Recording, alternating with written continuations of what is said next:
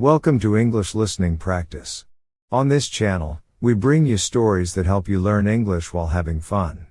With simple English, let's gradually improve your listening and vocabulary skills. I hope today's enjoyable story helps you feel even closer to English. The hero of today's video is a very famous person who was recently chosen to appear on the 10,000 yen bill. His name is Eiichi Shibusawa.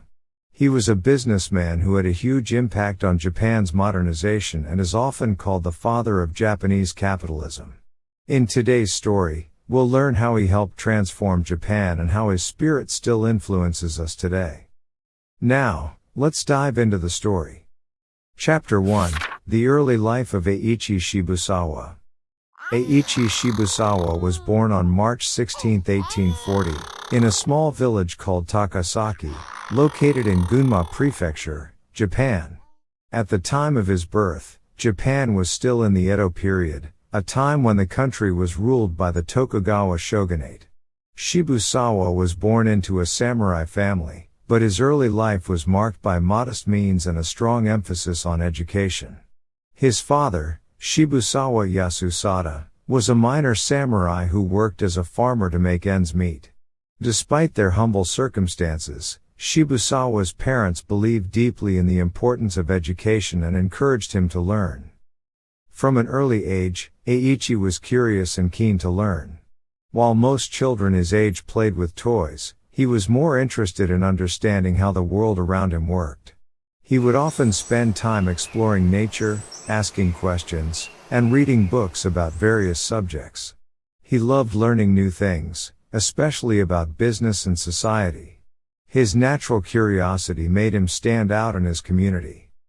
In the samurai class, it was common for young men to follow their father's footsteps and pursue a life of service to their lords. However, Eiichi did not have the same path in mind. He realized early on that his interests were different. He was drawn to the world of commerce, finance, and business, worlds that were beyond the traditional samurai lifestyle. He often spent time thinking about the changing world and what Japan needed to do to compete with the West, which was becoming increasingly powerful. At the age of 14, Eiichi moved to Edo to study. This was a bold move for a young boy from a rural village, but Eiichi knew that in order to achieve his dreams, he had to leave his family and enter a larger world. In Edo, he enrolled in the Kaisei Gakko, a school for boys, where he was exposed to the growing influence of Western ideas and learning. During this time, Eiichi saw the challenges Japan faced and the need for the country to change and modernize in order to survive in a world where Western powers were gaining influence. In 1853, Commodore Perry of the United States arrived in Japan, forcing the country to open its ports to foreign trade. This event, known as the Treaty of Kanagawa, marked the beginning of the end for the Edo period and the start of the Meiji Restoration. The Western influence was felt throughout Japan, and it became clear to Eiichi that the samurai class and traditional way of life would no longer be enough to keep Japan safe and prosperous. The world was changing, and Japan needed new ideas. Eiichi's exposure to the rapidly changing world around him deeply influenced his thinking. He began to believe that Japan's future lay in industrialization and modernization. While his peers were focused on the samurai way of life, Eiichi was already thinking about how Japan could catch up with the West. He wanted to bring Japan into the modern age, but he also respected Japan's traditions and culture. His goal was not to replace Japan's traditions, but to integrate them with the new ideas from the West. Chapter 2: The Role in the Meiji Restoration. In 1858, Eiichi Shibusawa's life took a dramatic turn when he was called to serve in the Tokugawa shogunate's army during the Boshin War, a civil war that helped bring about the Meiji Restoration. Eiichi's role in the army was short-lived, as he quickly realized that the samurai-led system was in decline, and that Japan needed new ideas to survive. During the war, Eiichi grew increasingly disappointed with the old way of doing things. As the Boshin War raged on, Eiichi began to see the limitations of the samurai-led government. The Tokugawa shogunate system was outdated and unable to cope with the changing world. Japan was facing pressure from Western powers to open its ports and modernize, and Eiichi understood that change was necessary. He became convinced that Japan needed to shift its focus from military strength to economic and technological development in order to survive. In 1867, Eiichi was sent to Paris as part of a mission related to foreign affairs. He was deeply influenced by the Industrial Revolution in Europe and particularly by the advancements in industry, banking, and transportation.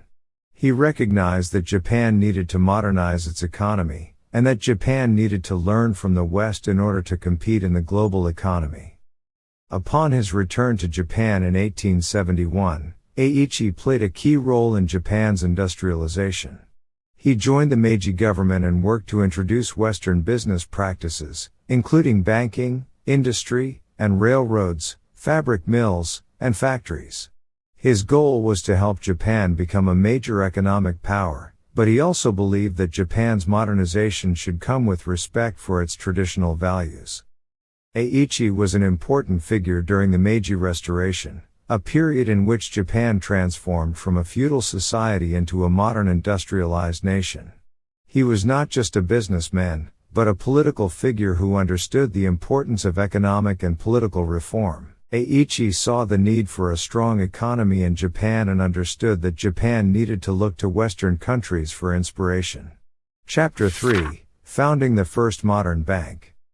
One of Eiichi Shibusawa's most important achievements was the founding of Japan's first modern bank, the First National Bank in 1873. At the time, Japan's banking system was underdeveloped and inefficient, which made it difficult for businesses to grow and trade. Shibusawa saw the importance of creating a reliable banking system that would encourage investment and support the growing industries in Japan. Under Shibusawa's leadership, the bank played a key role in financing Japan's early industrial projects. The success of the First National Bank helped to establish trust in Japan's banking system and provided a model for future financial institutions. Shibusawa's vision for Japan's economic future extended beyond just banking. He believed that in order for Japan to compete on the global stage, the country needed to modernize all of its industries. He worked tirelessly to develop new industries in Japan, including railroads, textile mills, and factories. His contributions helped to shape the country's modern economy and create a solid foundation for future growth. Chapter 4: Promoting Industrialization and Western Ideas. Throughout the Meiji period, Eiichi Shibusawa worked tirelessly to bring Western ideas to Japan. He understood that Japan's economy could not grow without modern industries, infrastructure, and financial institutions. Shibusawa's influence extended far beyond banking. He played a crucial role in the development of industries such as railroads, textiles, and manufacturing. Shibusawa also believed in the importance of social responsibility. While he encouraged the growth of businesses, he also believed that businesses should contribute to society and help improve the lives of ordinary people. He promoted the idea that industry and commerce should serve the public good, and he was a strong supporter of charitable work and education. During this time, Shibusawa's ideas about education also took shape. He was an advocate for the establishment of schools that would teach the next generation of leaders in Japan how to operate in a modern, global economy. He believed that Japan's success was not just about business, but also about creating a well-educated society that could support the country's growth and development. Chapter 5: Legacy and Contributions to Japan's Modernization. By the time Eiichi Shibusawa passed away in 1931, he had achieved great success. He was known as the father of Japanese capitalism, and his contributions to Japan's modernization were immense. Shibusawa helped establish over 500 companies, including key industries such as steel, railroads, and insurance. His legacy was not just in his business achievements, but in his belief that businesses could contribute to the greater good of society. Shibusawa was a pioneer in the idea of corporate social responsibility, which later became a central principle in modern business practices. Today, Shibusawa's influence is still felt in Japan's economy and business culture. His efforts to modernize Japan helped create the foundation for the country's success as a global economic power. He is remembered as one of Japan's most important historical figures, and his work continues to inspire entrepreneurs and business leaders around the world.